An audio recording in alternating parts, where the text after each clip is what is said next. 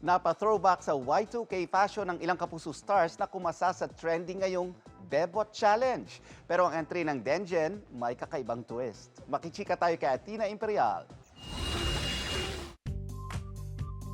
Move over Asoka Makeup Challenge dahil ang netizens kumasa na sa bagong makeup trend. Mula sa simple look, nag-transform sila sa isang bebot. Apoy sa dugo star Ashley Ortega rocked her micro bangs from no makeup into photoshoot ready look. Si Cassie Legaspi ng GMA series na Hating Kapatid, from geek, naging chic.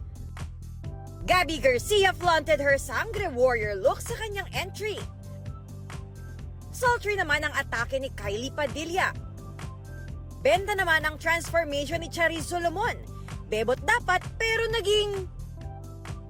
ang entry ng Denjen, kinaya nyo ba? Mula sa no makeup look ni Jeneline Mercado, nag-transform siya sa mapang-akit girl version ni Dennis Trillo. Nagpakita rin ang behind the scenes ang Denjen. Athena Imperial, updated sa showbiz happenings.